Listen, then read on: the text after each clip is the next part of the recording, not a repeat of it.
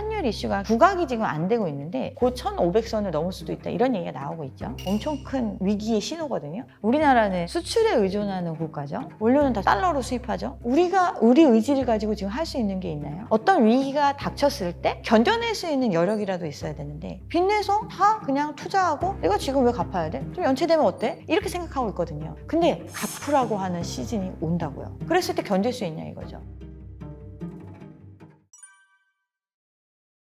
경기적인 측면에서 봤을 때는 내수는 침체를 계속 겪고 있죠. 자영업자들의 폐업률이 늘어나고 있고 실질적으로 연체 부분이 굉장히 많이 발생을 하고 있고 이미 이제 대출을 많이 받았던 사람들이 금리가 이제 내려가고 있다라고 얘기를 하지만 실질적으로 부채의 부담감에서 벗어나지 못한 채 그 연체가 증가하고 있는 상태, 어떤 금융기관의 여러 부분에서 안정성 문제가 나오고 있는 이런 흐름으로 가고 있고 또 그럼에도 불구하고 자산시장의 변동성은 극대화되어 있는 불확실성이 확대되는 시기, 그 시기에 우리나라도 지금 굉장히 격변의 시기를 겪고 있죠. 주식시장은 엄청 뜨겁죠. 새 정부가 들어서고 난 다음에 어떤 금융에 있어서 생산적인 금융으로 유도하겠다 하면서 주식시장에 그냥 아예 불붙으라고 거의 장담을 했고 실질적으로 오늘 4천 넘었죠. 한국의 주식시장이 과열되는 양상이 나타나고 있죠. 그리고 불확실성이 커지고 있다 보니까 뭐 금 가격도 올라가고 금, 은, 디지털 금이라고 얘기하는 뭐 비트코인의 가격이 올라갔다가 지금은 좀 조정이 있지만 이런 자산시장의 극대한 변동성을 보이는 이런 시기를 겪고 있다. 그러면서 우리가 갖고 있는 지금 실질적인 문제는 환율에 있어요.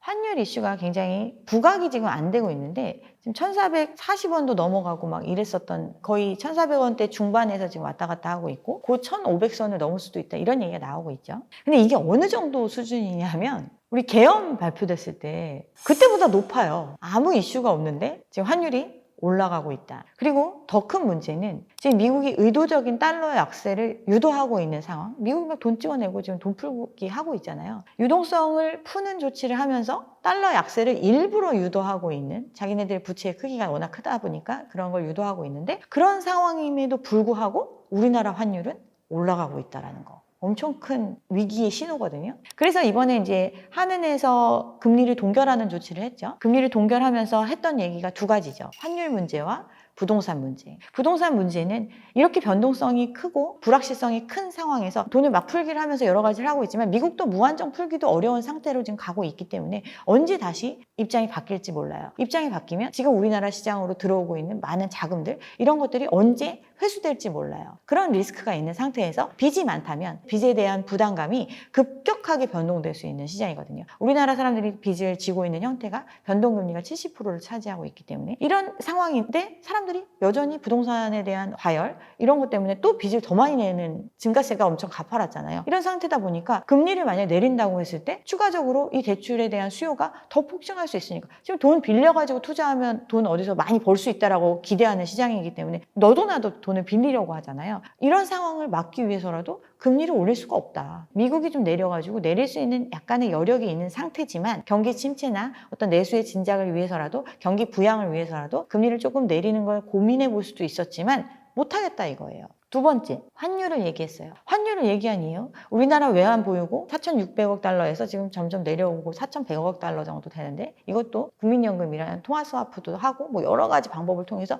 유지하고 있으면서 외환 보유고를 조금씩 태워가면서 유지하고 있는 게 4,100인데 미국에서 지금 3,500억 현금 투자하라 했었잖아요. 근데 아직 고착 상태에 있다. 협상이 안 되고 있다. 이런 얘기가 나왔어요.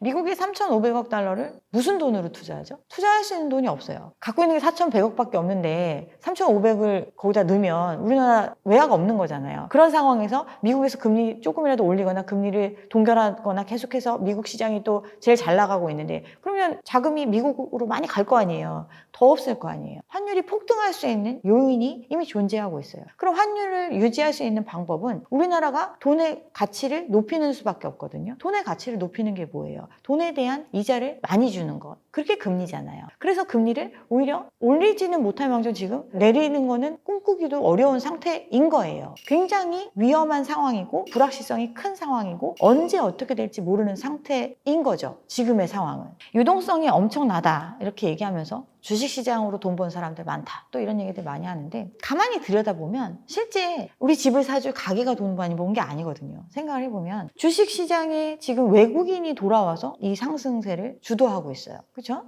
또 대기업들, 잘 나가는 기업들, 삼성전자, 뭐 현대, 하이닉스 뭐 이런 데들에 자금이 막 몰리면서 거기가 막 주가가 막 올라가면서 주가 상승을 보이고 있고 나머지 시장들은 오히려 불닭볶음면 막 이렇게 하는 삼양 이런 데는 17% 빠졌죠. 지금 뜨겁다는 곳 또 대기업들을 중심으로 가격이 올라가고 주가가 올라가는 현상이 벌어지고 있고 그 이면에는 그걸 사주는 사람이 가게가 아니라 거의 외국인이 많이 사줬기 때문에 올라갔어요. 삼성전자의 50%를 가지고 있잖아요, 외인이. 또 전체적인 50%는 외국인이 갖고 있고 또 기업이라는 거는 경영을 위해서는 운영권을 갖고 있으려면 독점적인 그런 지배력을 가지려면 대주주가 돼야 되잖아요. 그런 사람들이 갖고 있어요. 40%를. 그러면 나머지 10%인데 그 10%는 누가 또 거기서 엄청난 이익을 볼 수 있었을까요? 현금 부자들, 돈이 정말 있었던 사람들이 돈을 벌었겠죠. 슈퍼 개미들 뭐 이런 사람들. 그런 사람들 현금의 50%, 60% 가까이가 상위 1%가 가지고 있죠. 우리나라 예금이라든가 유동성 현금에. 그러면 가게가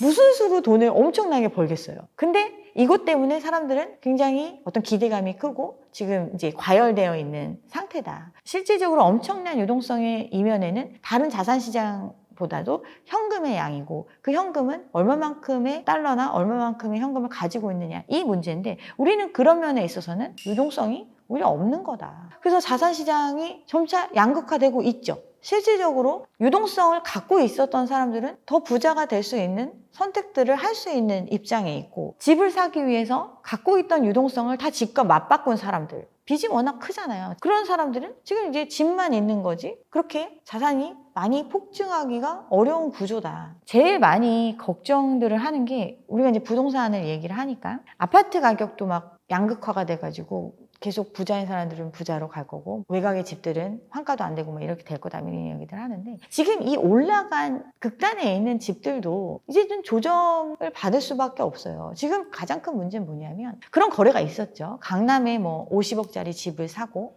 30억짜리 집을 사고 이렇게 할 수 있었던 사람들 그런 사람들은 어떻게 보면 소득 수준이 우리랑은 다른 1% 이내 한참 1%에서도 좀 상단에 있는 사람들이 그런 선택들을 많이 했단 말이에요. 자기들이 각자 10억씩 빌릴 수 있는 사람 그리고 모아놓은 게 10억, 20억 됐던 사람들이 자기 주변에서 강남에 집을 사서 먼저 산 선배들은 이렇게 돈을 벌고 하는 걸 보니까 그걸 추격 매수한 거예요. 그들한테도 10억이란 대출은 되게 큰 돈이지만 자기들이 감당할 수 있다고 생각하니까 그런 거래를 했는데 그렇게 할 수 있는 수요가 얼마나 되냐 이거예요.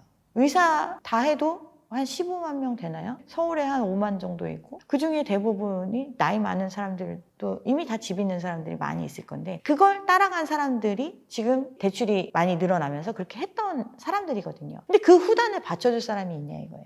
그러니까 양극화를 얘기하지만 그들이 원하는 금액에 환가할 수 있는 사람이 없어요. 그 갭이 엄청 크거든요. 이 양극화도 조금은 조정되는 상황으로 갈 것이다. 근데 그거를 유도하기 위해서 이제 정책적인 일관성이라든가 이런 부분들이 더 필요하겠죠.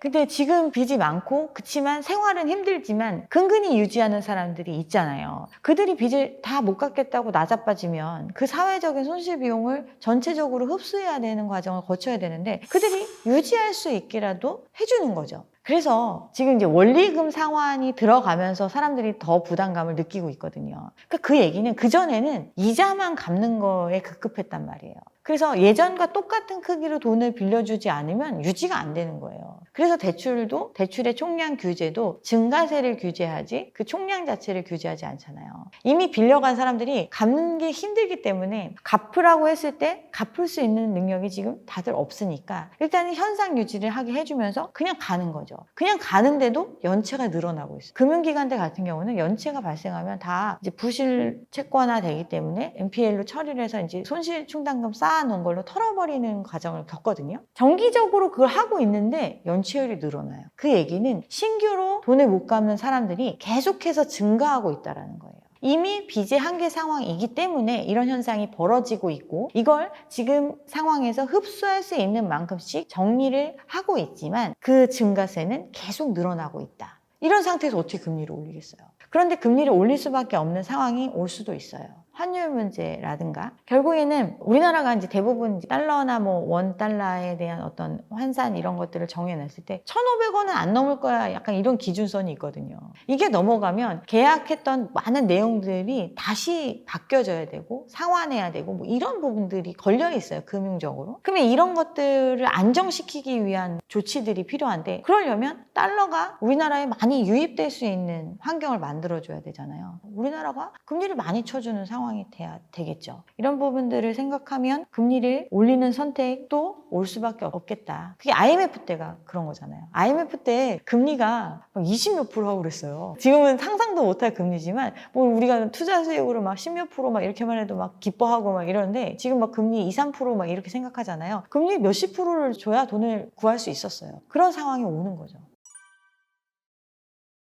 현재 부동산 가격은 버블이죠. 이제 우리가 버블을 판단하는 요인들이 여러 가지가 있는데 일단 못 사잖아요. 현금 20억 있는 사람도 강남에 50억 주는 아파트 사라고 하면 못 사요. 현금 20억 있는 사람이 선택하지 않아요. 계속 지금과 같이 돈을 벌 수 있을 거다라는 확신도 없는 상태에서 내가 지금까지 벌어온 돈만큼 또 빌려가지고 은퇴를 얼마 안 남던 시점에서 그걸 한다? 그런 선택을 할 수가 없거든요. 이미 닿을 수 없는 가격이에요. 이미 닿을 수 없는 가격인데 그러면 왜 집값이 이렇게 올라갈 수 있었느냐? 빚을 많이 늘려서 올라간 거죠. 그걸 뭘로 알 수 있느냐? 2015년도에 가계부채 총량이 1,000조였어요. 근데 지금 가계부채 총량이 2,000조예요. 여기에 전세금 레버리지 활용했다고 말씀드렸죠. 전세금의 규모도 1,000조예요. 그리고 대출에 대한 여러 규제책을 회피하는 방법으로 신용대출도 많이 늘어났고 또 자영업자 대출들 활용해가지고 임대사업자 만들어서 대출받고 자영업자 대출이 1,000조예요. 부채의 규모가 어마어마하게 늘어나면서 왜 늘렸나 살펴보니까 집 사느라고 늘린 거예요. 지금 부채를 갖고 있는 비율을 생각을 해봐도 유주택자가 빚을 갖고 있는 비율이 훨씬 커요. 집을 사기 위해서 빚을 낸 거거든요. 그러니까 부동산을 사지 않았으면 이렇게 큰 빚을 낼 이유가 없었는데 집을 사는 그 소비를 하기 위해서 빚을 낸 거예요. 그런데 유지를 한다? 빚이 그러면 어떤 상태냐? 이걸 보면 알 수 있겠죠. 감당할 수 있는 빚이면 유지를 하겠죠. 근데 감당할 수 없는 수준이다라는 게 이미 수치적으로 나오고 있어요. 뭘로 볼 수 있느냐? 제일 먼저 전체적인 측면에서 보면 GDP 대비해서 가계부채 비율. 전체 국민이 총 벌어들이는 돈 대비해서 빚의 규모가 그보다 많아요. 그 다음에 가처분 소득 대비해서 부채 비율. 이건 우리나라랑 미국이랑 가처분 소득 대비한 부채 비율이 100% 정도 수준이 비슷했어요. 금융위기 시절에. 근데 지금 10년이 지난 지금 상황에서는 미국은 여전히 100%대를 유지하고 있는데 우리나라는 200%예요. 내가 세금 내고 아주 강제적으로 뛰는 거 빼고 실제로 쓸 수 있는 소득 대비해서 부채가 그 소득이 100만 원이면 빚이 200만 원이 있는 거예요. 이게 감당이 되냐고요. 100대 100이면 소득이 늘어나는 만큼 부채를 늘려도 유지할 수 있겠죠. 근데 지금은 100대 200인 거예요. 근데 계속 더 늘리고 싶어 하고 있고 늘어나고 있잖아요. 지금 이미 미리 소비한 것들 때문에도 늘어날 예정이에요. 사람들은 분양 많이 받았죠? 그런 거 새집 공급도 많이 이루어졌고 그 분양받은 대금 뭘로 치르죠? 빚내야 치르죠? 중도금 받았죠? 대출 받았죠? 잔금 때 또 빚내지 않으면 못 채워요. 빚이 계속 늘어날 수밖에 없는 구조거든요. 이미 감당할 수 없는 수준을 초과했다라는 게 수치적으로 나와 있어요. 그러면 아까 말씀드렸다시피 소득이나 이런 게 계속 꾸준히 증가를 할 거니까 이 늘어나는 것만큼 감당할 수 있으면 되는 거 아니냐. 그런데 이것도 그러면 그 소득이 장기적으로 늘어나는 추세 대비해서 부채가 얼마만큼 늘어나느냐를 가지고 이게 버블이냐 아니냐를 판단할 수 있거든요. 그게 이제 신용갭이라는 거를 활용을 하는데 그 수치가 이미 금융위기 IMF 때보다 더 벌어졌어요. 그만큼 빚을 많이 늘려놓은 상태니까 한계 상황인 거고 그걸로 집값이 유지되고 있었으니까 한계 상황인 거고 그 버블이 유지될 수가 없는 거죠. 그 대출을 증가시키지 않고라도 또는 계속해서 그렇게 늘릴 수 있는 상태고 또 그걸 다른 걸 통해서 메꿀 수 있으면 유지가 되겠죠. 근데 그럴 수 없기 때문에 버블이라고 얘기하는 거고 지금은 착시에 빠져 있다. 아까 초연끌이 엄청 늘어났다고 했잖아요. 제가 아는 의사 부부 각자 10억씩 빌렸고 자기네들이 모은 돈 10수억을 가지고 강남의 아파트를 샀어요. 그런 사람들이 일반적일 수 있을까요? 그런데 그런 사람들이 사니까 강남 집값이 다 50억이라고 생각하는 거예요. 이런 시장이거든요. 코인 개발자 뭐 해서 상장해서 돈 많이 벌었어. 갑자기 예전에 그냥 PC 갖고 막 이랬던 사람이 그거 해가지고 갑자기 수백억 부자가 됐어. 그래서 현금으로 50억 주고 집을 샀어요. 그런 사람이 강남에 지금 한 단지에도 몇천 채씩 있는 이 강남의 아파트를 전부 다 소비해 줄 수 있는 사람으로 참여할 수 있을까요? 없잖아요. 이게 버블인 거죠. 그리고 소득 대비 집값 수준도 다른 나라에 비해서 가장 높죠. 10년, 20년 결국 집도 재화고 집도 소비의 대상인데 결국 누가 소비하느냐? 우리나라에 살 사람들이 소비하는데 거기서 거주하면서 살 사람들이 감당할 수 있는 보통의 감당해 온 가격 수준을 보면 다른 나라들은 10년 벌면 살 수 있어야 되는데 우리나라는 20년 벌어도 못 살아요. 이게 버블 아닌가요? 이런 것들이기 때문에 유지가 어렵다. 특히나 지금과 같이 극도로 과열된 시장을 거치고 극도로 과열된 이면에는 폭발적인 부채의 증가에 있었다. 이런 가격을 계속 유지할 수 있을까? 못한다는 거죠.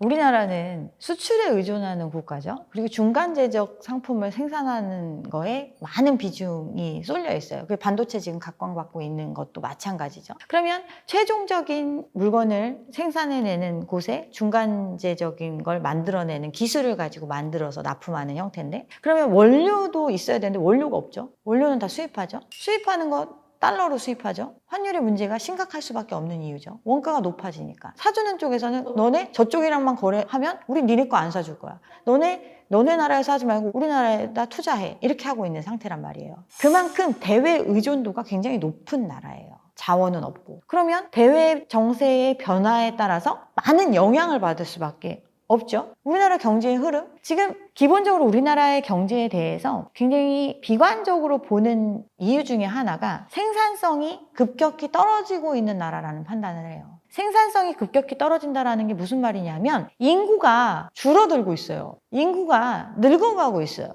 이게 팩트잖아요. 그래서 새로운 인구가 많이 태어나줘야 되는데 요즘에 신생아 대출 뭐 이런 것 때문인지 몰라도 출산율 좀 늘어나서 0.8이 안 되잖아요. 여전히 최저 출산국이거든요. 그러면 나라 자체가 굉장히 지금 동력이 없는 생산을 계속 해낼 수 있는 인구 자체가 없는 나라예요. 그리고 자원이 많거나 기술력이 엄청 뛰어나거나 기술에 대한 투자들이 많이 이루어질 수 있는 구조냐? 대부분의 유동성을 집 사는 데 투자하는 나라예요. 기업이 투자를 많이 하고 막 이렇게 해야 되는데 기업들이 지금 유지할 수 있는 방법이 없어. 그래서 기업들 요즘 이제 주식시장 호황이니까 좀 현금 보유율이 높아지고 이렇다라고 하는데 일부의 얘기예요. 지금 기업들 회사채 발행하고 자금 조달해서 뭐 하냐면 운영자금으로 쓰고 있어요. 어떤 기술을 개발하고 경쟁 사회에서 뭔가 새로운 먹거리를 찾아갈 수 있는 길에 투자할 수 있는 자금을 마련하는 게 아니라 현상 유지를 위해 원료 사오고 지금 빌린 돈을 다시 대환하기 위해서 회사채를 찍어내고 이런 현실이거든요. 그러면 앞으로 어떻게 우리나라가 계속해서 성장해 나갈 수 있을까? 이런 문제에 대해서 굉장히 부정적으로 보고 있죠. 사람들이 그럼 내수 진작을 위해서 소비도 많이 해주고 소비를 많이 해줘서 사람들이 돈을 많이 쓰고 그러면 그 돈을 가지고 또 어떤 생산적인 쪽으로 돈이 흘러들어갈 수 있는 이런 흐름이 있어야 되는데 대부분 집 사느라고 빚져가지고 또는 투자하느라고 빚져가지고 쓸 돈이 없어요. 쓸 돈이 없으니 사람들 돈 쓰는 거 애들밖에 없어요. 자기가 직접 돈 벌고 자기가 무언가를 벌이는 사람들 말고 부모한테 탓쓰는 애들 그나마 지금 부모가 소득의 정점에 있어가지고 이거 대줄 수 있는 능력이 지금은 있으니까 그런 사람들이 뭐 이런 성수동 홍대 뭐 이런 데 가서 돈 쓰고 이러고 있지 실질적으로는 쓸 수 있는 사람이 없어요. 이런 흐름 하에서 외부적인 변수까지 발생을 한다. 특히나 지금은 예전처럼 글로벌화된 어떤 무역망을 갖추고 원료의 수입도 자유롭고 지금 뭐 히토류 안 내줄 거야 이래버리면 우리 못하잖아요. 근데 예전엔 그러지 않았잖아요. 좀 서로 자유무역 경제로 이렇게 유지가 되던 사회에서 지금 세계 정세는 강대강으로 부딪히고 있고 자국 우선주의 우리나라가 최고야 우리나라만 위해서 이렇게 살 거야 서로 그렇게 하고 있는 상태거든요. 우리나라 경제 흐름? 우리 의지를 가지고 지금 할 수 있는 게 있나요? 그렇다면 어떤 위기가 닥쳤을 때 그걸 최소한 힘듦을 견뎌낼 수 있는 여력이라도 있어야 되는데 위기가 닥쳤을 때 견뎌낼 수 있는 룸이 지금 사라지고 있는 상태거든요. 왜? 빚내서 다 그냥 투자하고 내일이 없잖아요. 빚? 나 안 갚아도 돼. 나중에 다 탕감해 줄 거야. 나중에 집값 계속 오를 거니까 그거 팔아서 갚으면 돼. 내가 지금 왜 갚아야 돼? 좀 연체되면 어때? 이거 지금 내가 당장 내놓으면 얼마에 팔릴 건데? 이거 안 갚으면 어때? 이렇게 생각하고 있거든요. 근데 갚으라고 하는 시즌이 온다고요. 그랬을 때 견딜 수 있냐 이거죠. 달러? 외환 보유고? 이것도 지금 미국에 왜 우리가 억지로 투자하겠어요? 투자 안 하면 지금 망하게 생겼으니까 때리니까 맞은 거잖아요. 해야 되는데 최대한 늦게 주려고 최대한 우리가 감당할 수 있는 만큼만 내게 해줘. 조공하듯이. 이런 건데 아니야. 너네 지금 당장 해. 이렇게 했을 때 당장 주면 그 다음에 우리는 어떡하죠? 이런 위기의 상황들 이런 것들에 어떻게 보면 대처할 수가 없는 거죠, 현재는. 그래서 위험하다고 얘기를 하는 거고, 그래서 불확실성이 크다고 얘기를 하는 거고, 지금 주식 막 4천, 5천 간다고 하는데 갑자기 미국에서 어떤 상황이 돼서 금리 인하? 이제 못해, 우리도. 금리 더 인하에 따른 달러에 대한 신뢰가 완전히 흔들리게 생겼어. 이러면 우리나라 망해. 그만해. 올려. 또 미국의 어떤 지금 고평가되어 있는 AI에 대한 기대치, 현실과 너무나 다르다. 이런 얘기들 나오잖아요. 너무 과열되어 있다. 그런 상황들 발생할 수 있잖아요. 어느 순간 또 우리나라 환율이 너무 올라가면 우리나라에서 아무리 투자해서 돈을 벌어도 환차손을 보고 저기 하니까 안정적으로 가자. 갑자기 빠져나가면 이 주식시장? 내가 지금 평가 빨간색이야? 돈 벌었어. 막 이랬는데 어느 날 파란색이 돼서도 그것도 빠져나오기 힘든 뭐 이런 상황으로 갈 수 있는 그 정도의 불확실성이 커져 있는 시기다. 이런 것들을 생각하고 좀 판단하셨으면 좋겠습니다. 많이들 하는 얘기 각자도생 얘기 많이 하죠. 각자도생이라는 거는 자기가 자기 스스로 이런 대처 능력이 있게끔 준비하라는 뜻이거든요. 내가 대처 능력이 있게 준비하는 거 뭐예요? 이런 변동의 시기가 왔을 때도 내가 남한테 아쉬운 소리 안 하고 남한테 빚독촉 안 받으면서 살 수 있으면 돼요. 그러면 나는 기회를 가질 수도 있고 나는 물론 내 주변은 굉장히 힘들다고 하겠지만 그래도 근근히 살 수 있거든요. 이런 룸을 준비하라고 말씀을 드리는 거죠. 각자 도생이라는 건 결국에는 남들은 지금 어떤 그 열풍에 휩쓸려서 나 지금 다 할 수 있어. 굉장히 긍정적인 미래를 보고 제가 되게 놀란 게 30대 초반도 안 된 분들이 빚을 막 10억씩 내가지고 집을 샀더라고요. 그 10억이라는 그 절대 금액이 내가 과연 평생 소득으로도 메꿀 수 있는지를 판단하지 않고 몇 년 안에 팔면 이거 다 갚고 해결될 거야. 나는 이익만 가져갈 수 있을 거야. 이렇게 생각하면서 산 거거든요. 이런 사람들은 룸이 없는 거죠. 그러니까 그런 선택들을 각자 하셔서 위기의 상황에 대처하셨으면 좋겠다.